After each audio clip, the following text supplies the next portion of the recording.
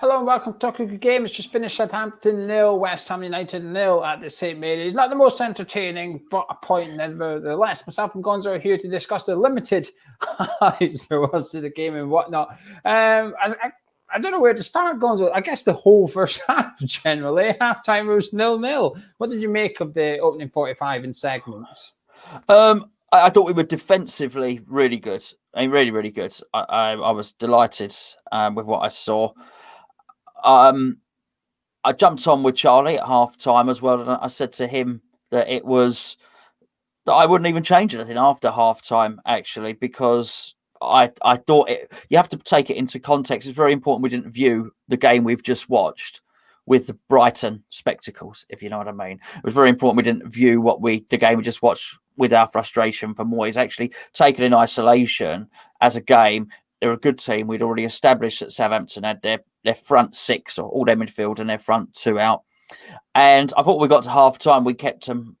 We mostly kept them quiet, and I thought the two best chances fell to Ryan Fredericks and Sebastian Haller. That being said, that was the only time in the first half that I thought that we got this set piece correct. Was when Cresswell swung it through to Haller. I was sort of frustrated. Sometimes we were playing it short and doing all sorts of silliness. I was frustrated by the lack of pace, as I always am. And we also seem to have a really bad lack of technique in that first half as well. So Southampton would try and press us and close us down quite quickly. And we didn't seem to have the ball control and quick passing to be able to pass around the press. So that was causing us... I wouldn't say problems, because it didn't manifest itself in Southampton having lots of shots on goals, which was largely because our defence played so well today. Particularly a great debut performance, which we'll touch on later, I'm sure. But I thought it was frustrating. We kept on sitting deep, and we just don't ever have an out ball to relieve that pressure of someone that can just sprint up the pitch and just relieve the pressure a bit. And I understand that what we all thought might have been the formation of 4-1-4-1. Why? I'm not sure. I saw two wide players in Yarmolenko and a forward in Haller. Those guys should have been doing the attacking. And just in terms of Yarmolenko, Haller and Fornells, it was just painfully slow, mate. Yeah, I think the first 10 minutes, maybe I thought we were awful in the first 10 minutes. We couldn't get out of our half. It was just an onslaught from Southampton, and that was a really good goal by Southampton in the end, but correctly ruled out through VAR. There was no doubt about that, but it was a really good goal. And I think that woke us up a little bit, actually. I think them scoring and having a goal chalked off actually done us a favour, because I think before that, even immediately after it for a few minutes, I thought we were slow. We couldn't retain the ball at all. We just kept booting it, and then it was coming back at us. We couldn't get out of our half. We never got near the halfway line. They were just hassling us. They were surrounding our players with bodies, and we're just giving up pretty quickly. But from then on, I thought we grew into the first half bit by bit, slowly by slowly, and we didn't become dominant or anything. We made it an even game, if you like. For the half hour of this first half, I thought it was pretty slow from both teams. I thought it looked like two mid-table teams. If you told me that was the 37th game of the season, we were both sitting 9th and 10th, I would have believed you. I'd have said, actually, yeah, that is the type of game you're going to get. Frustrating from our set pieces once again. We keep taking them short. I don't know why we started doing these short things all of a sudden, but our biggest threat all season has come from crosses and corners and free kicks, and we've decided to start pissing around with them for whatever reason. At one point, we took a free kick. Cresswell gave it to Yarmolenko on his right foot. Everything was wrong with it. If you're going to give it to Yarmolenko, okay, well, at least put it onto his left foot so he can do what he wants to do with it. I don't know what the plan was. Cresswell then looked frustrated with Yarmolenko. Yarmolenko looked frustrated with Aaron Cresswell, and you could see the players in the box. Dawson or Bonnet come up. And just before that, Dawson had kicked Che Adams in the head. But that set piece, Dawson was up against Che Adams in the air. I thought, hang about. Southampton's made a mistake here putting Che Adams on Dawson for set pieces. This is something that we're going to, get something from this. And then we didn't put a set piece into Craig Dawson for the rest of the game. I thought it was very frustrating. I thought it was a very boring first half. But I think both managers would have been pleased to get to halftime 0-0. No injuries, nothing to worry about, no concerns, and stuff like that. Anyway, second half come along. not too much change, Gonzo. We eventually seen the substitutions with Ben Rama coming on for Lanzini, Bowen on for Yarmolenko, Antonio on at the end for Sebastian Allaire. But the second half, how do you feel that went? Well, I thought we were really bright for the first 10 minutes of the second half, actually. You could I almost split it up into thirds, that second half, which was really bright from us. Obviously, what I noticed in the first half was he had Lanzini. It was weird. He had Lanzini as a central midfielder. Souček was almost the attacking midfielder.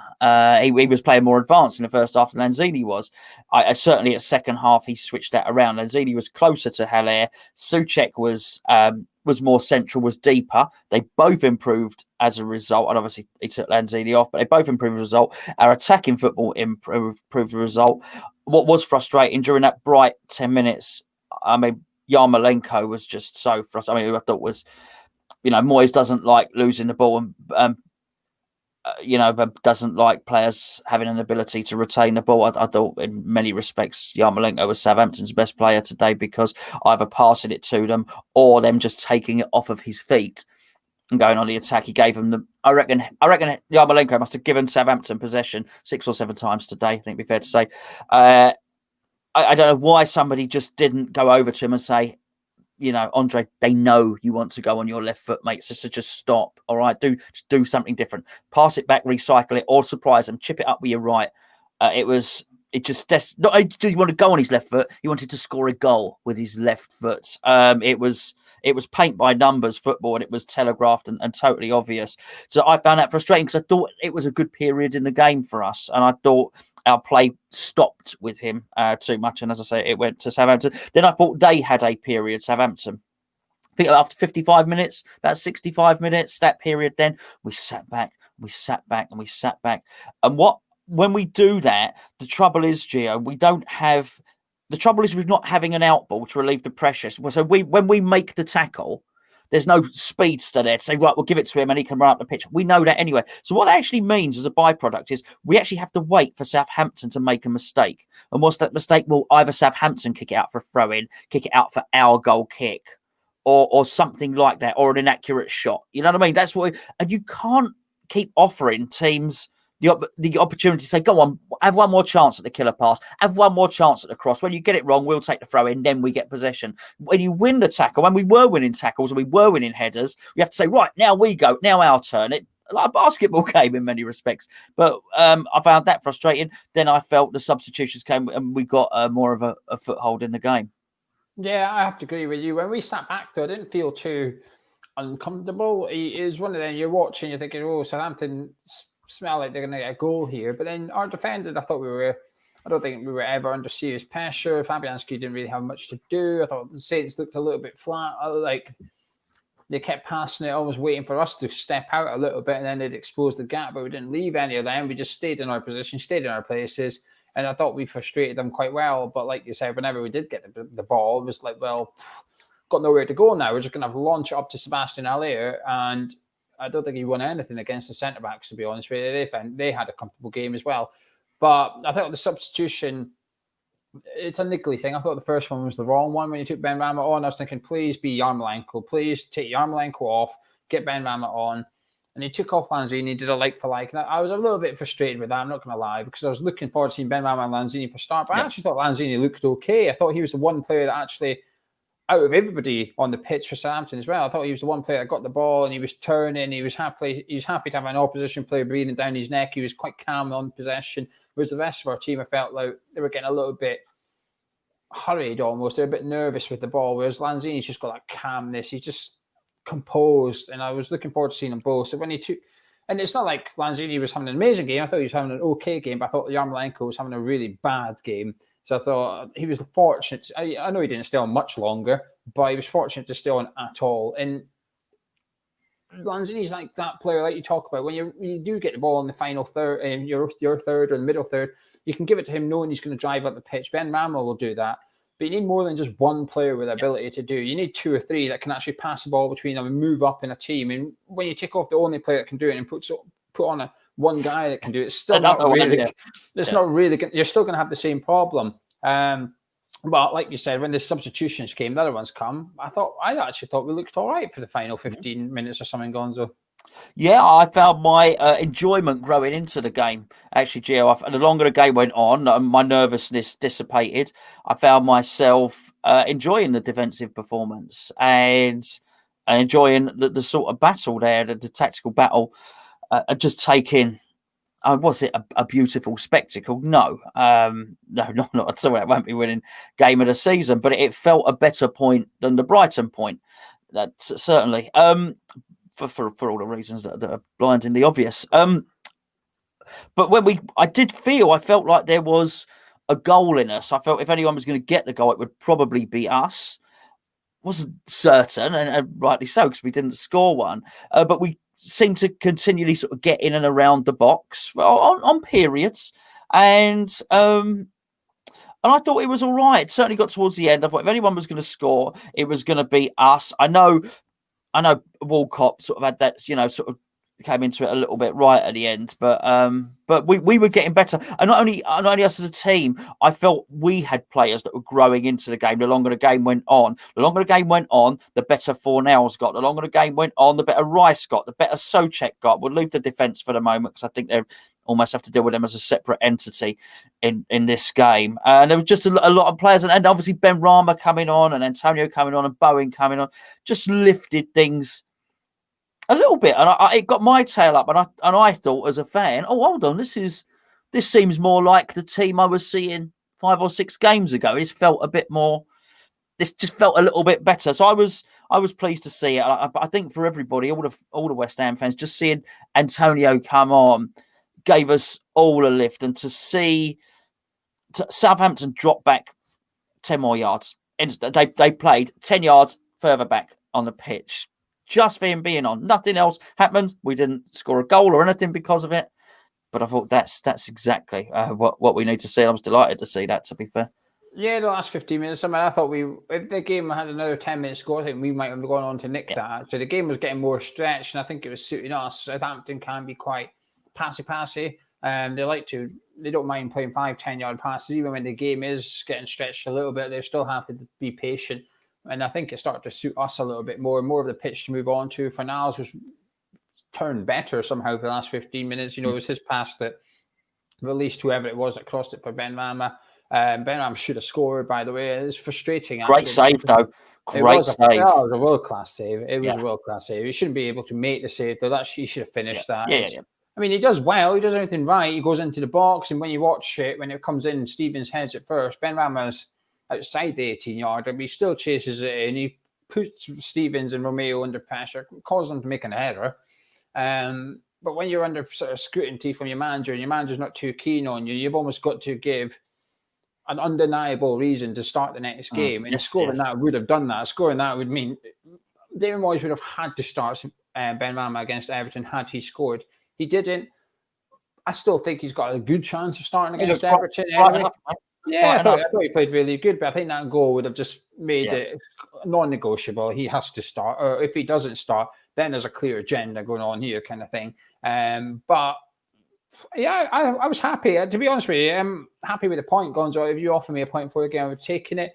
I think it's hard, isn't it? On its own, it's good. It's a point. We played well enough. I think a point's a fair result as well for both sides. We weren't fantastic, but we weren't awful. It was just we were okay, and they were okay. But I thought we far better than what we saw against Brighton.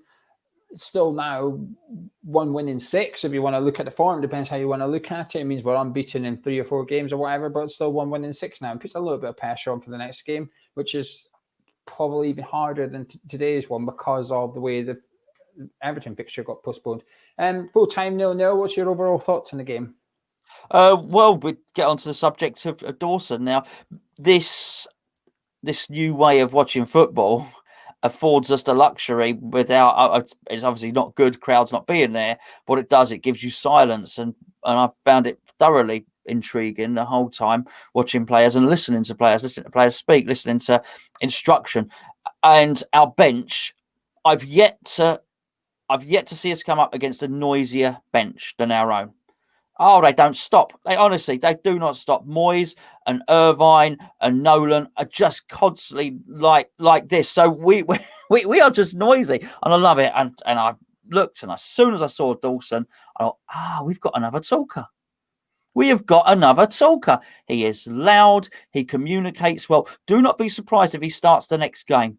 Because if I was a manager and I was looking at that, thinking, hold on, he's, the confidence, and I know he's a seasoned professional, but the confidence to come in when you are a reserve, and that's what he is, a substitute, an understudy, to come in and start telling people where to stand, where the offside trap should be, start directing Fredericks where Fredericks should go, start telling Bonner to hold this line, to do this, that, and the other, the confidence to tell Declan Rice, come here, come further, come closer towards me. And I was looking at him, I was thinking, oh, okay, this I like. This I like. So I think we got leaders in the team anyway, and lots of captains and people that have captained in the past and stuff like that. And I was really impressed. And I thought he's got leadership skills. The communication's a huge part. And actually, I was, from a football point of view, I was quite pleased with what I saw. Even the mistake when he, by the way, Che Adams, when not the head one, but when the free kick Ward-Prowse got, I don't think he made contact with Che Adams. I thought Che Adams jumped over his leg, by the way. But those things happen. That's fine. But the one where he almost got caught out, where he tried to turn. He sort of tried to turn away, and then he passed it. A surrender possession. Whilst it was a bad manoeuvre, and it gave them the ball, and it gave them a chance to have a shot, which nothing happened from. I liked the confidence of it. I liked the fact he was turning and trying to retain possession as well. It showed that he can hoof it into Rose, but he also can look to try and pass it into the central midfield. Actually, as debuts go, I really liked it. I thought he did a really good job, and I totally understand why he was brought in on loan. Well done, Craig Dawson today, I think. What about the game itself, though? 0-0. What about the game itself? Good defensive performance. I enjoyed it more as the game went on. I think a lot of the old questions remain. But we always say, Gio, we deal with these as an isolated game when we review this. It's not a bigger picture about anything or anything else. I thought actually Moyes set up defensively today, but with a little bit more attacking intent. I thought it's funny actually when we did the build up and we did the preview. I was worried about the defence, but pleased we had a bit more attacking intent. Actually, I felt it was the attack that didn't function, but the defence did function, so it went the other way. He'll be delighted with the point though, with the clean sheet. Sorry, Moyes there, and I just felt it went better. It got better as the game went on, and I just hope he learns a few things from that. I don't think any of it's rocket science. I don't think anything is new, anything that we've not discussed on this channel. I think pace is still an issue, but Mikel Antonio coming back is a major thing. And it was, in essence, we defensively sound, defensively very good game. Bit of a boring game, no, Gio. Yeah, it was very boring. I think the first 55 until the subs were made, I think it was quite boring. I think it was boring for both sides, but it represents this period that we're in the season, the festive period. You're going to get rotated squads. You're going to get fatigue. You're going to get players, managers who are happy to take a 0-0, get out of there. It's a good result for both teams at the end of the day.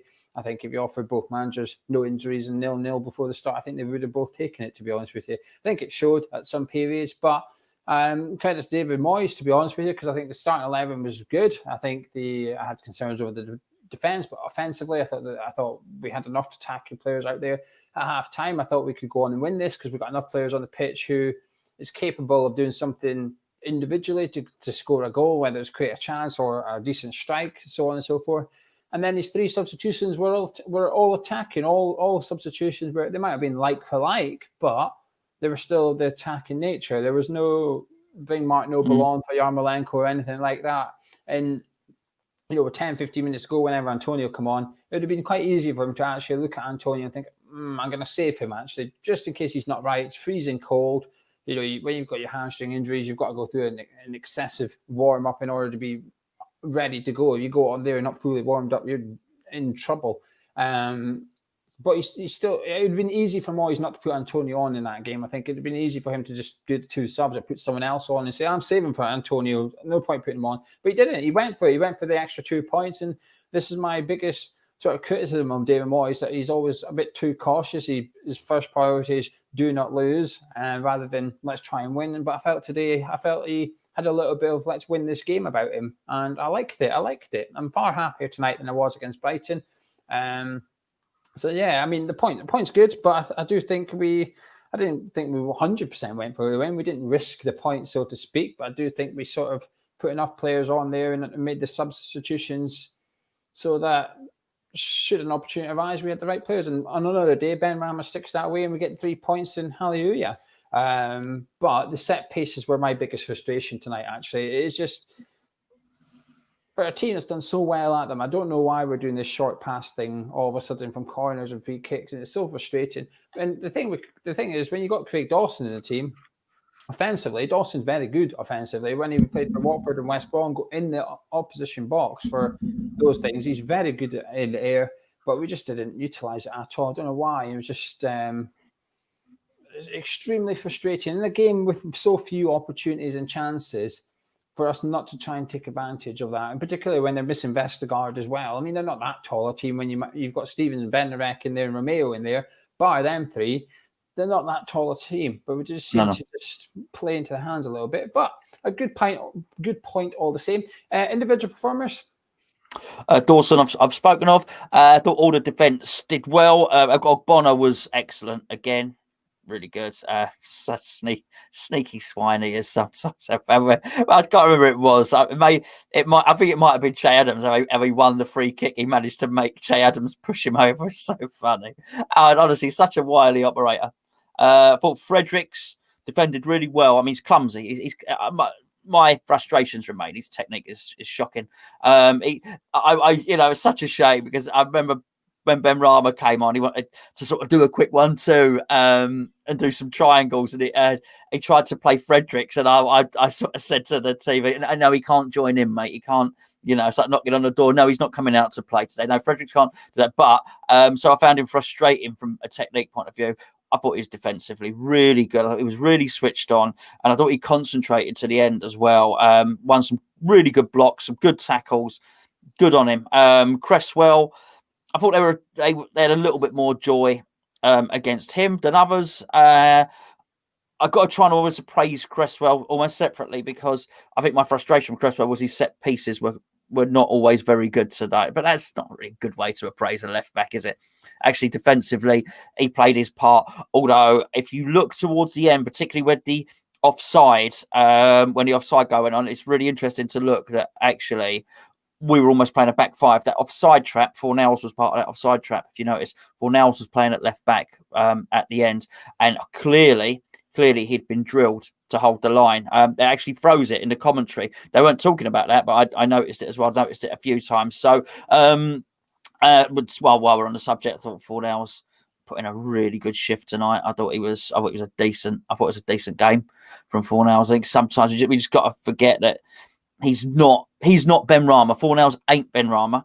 Fornells ain't putting his hand up and saying to David Moyes, "Oh, please, can I play at left wing?" So once you get rid of your frustrations that he's playing at left wing, actually, I thought today was Fornells' best game in a little while, actually. And I thought he does provide a lot of cover for Aaron Cresswell there. I thought that the extender go gadget leg, which stopped the ball going over, and which was really good. But there was some, I thought, his back heel where he tried to play Cresswell. Well, he didn't try and play Cresswell. He did play Cresswell, and Cresswell should have crossed it first time. But that was a really neat back heel. And there were times when he was involved in the game. I thought, again, as I say, he got better. I was really pleased with his performance as well. Well, Souček was a lot better when he went back into his normal position as well. I just thought Yarmolenko stunk the place out, really. But he's going to have to take it. We're happy enough to praise him in the last game when he came off the bench, and I thought he was really bad there. Haller, I'm not even sure I can be bothered to repeat myself. Geo, I will literally be a scratch record. It needs sorting out. It really does.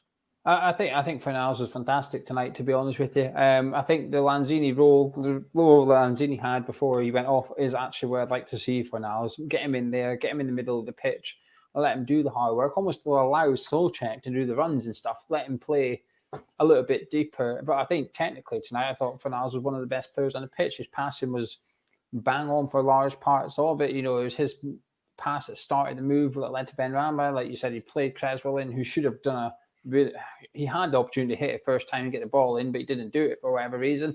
But and that interception at the end with that high ball coming over him, the first touch was fantastic, good stop if you like, but the second touch the control to bring it down and stuff as well was just really, really good. It's pleasing to see, actually, the reaction from Pablo Fornals, because sort of he's been needing to be dropped for quite a while, like 7 or 8 games. It's like, we finally, we dropped him, we put back in, we've got the reaction from him. He's stepped up again, so that's good. I think the whole back four played really well, to be honest with you. I think it was one of Declan Rice's best games for quite a while. It helps probably putting back into a defensive midfield role. I do think we did play the 4-1-4-1 formation. I did think we played that. I think Rice was a defensive midfielder today. And I think he was very good at it. He's sweeping from side to side. He was there collecting the ball from his centre-backs and stuff. And I thought he was brilliant. Not quite back to his best, but he was a lot better than recent weeks. I think Yarmolenko was just awful, but then you give him a defensive duty to do. He doesn't like doing it. He can't do it. He's not good enough defensively. This is where I get a little bit frustrated. It's probably confirmation bias, as you would call it. But when he gets booked and he's not tracking back, I mean, the very first minute he wasn't tracking back because I think it was Romeo come running down the left-hand side. And you could see him just jogging after him. I thought, it's 1 minute into the game, you're already just not bothering to get back. I'm not going to speak about Alia. There's no point. It's been done to death. Everyone knows it's not really a thing anymore. And yeah, I think it was good performances throughout. Nobody was, bar Yarmolenko and Alia, nobody was bad, but I don't think anyone, bar 1 or 2 players, were outstanding. Can I get your final thoughts, please, before your man of match?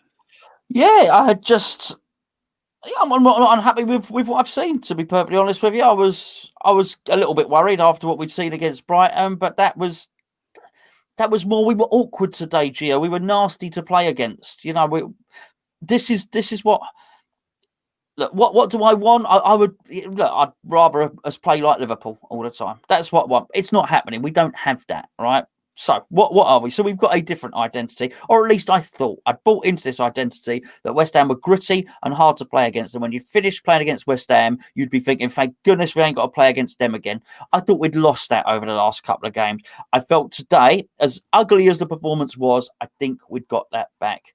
And when we're like this, I can look at this and I can think, okay, even though it's quite functional, when it's quite basic, I can think to myself, okay, well, now I can see the little tweaks and improvements need to be made to the team. When they are made, I think we'll be a nasty team who can attack. And Antonio coming back was one of those pieces of jigsaw. We're still shy of a really fast player. I'm sure it's noted. I'm sure it's noticed. I don't believe this not buying anybody or bringing anyone in January. Don't believe that at all. I think we will, because the evidence is there for all to see that we need to do it. But there was enough promise in today's performance for me to think, okay, whilst not swashbuckling, back on track, we're being effective, nasty, organised, gritty, and a clean sheet is decent. Man of match, I think it's a tough one. I think the heartstrings, you're tempted to give it to Dawson, because actually as a debut for somebody that, let's be fair, no one really fancied. There are a lot of moans and groans to see him included in the starting lineup. A lot of moans and groans when we chase a £30 million centre half a window and we end up getting someone on loan from the Championship. So with that in mind, actually as a debut, really good. However, as decent as he was, he actually wasn't as good as the bloke stood next to him, which is Ogbonna, was still did a better performance than Dawson today. But I was really, really pleased with what I saw from Dawson. Very tempted to give it to Fornals as well. In fact, I don't know. I want to either give it to Ogbonna or give it to Fornals. Tough one, really. I think they'll both score the same when we do our player ratings, by the way. But one of them has got to get the bottle of Champers or the bottle of Brut or whatever it is. So I'm going to give it to Pablo Fornals, who not only benefited from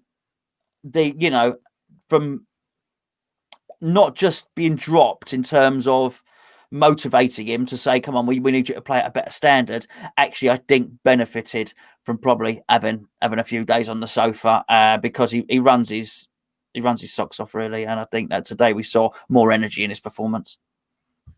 I think while today was a little bit boring, I think the point was really good. Also, the main thing for me is we rotated our squad quite heavily tonight. That was Southampton's first 11 from the players available. Perhaps not Stuart Armstrong and also Vestergaard was missing. But for the Everton game, I'm sure we'll make changes again. But we're going to be bringing in Soufal, Bowen, both of who have had a rest, probably Ben Johnson at left back as well, possibly bringing in Diop or Balwen into that centre back, possibly even both of them.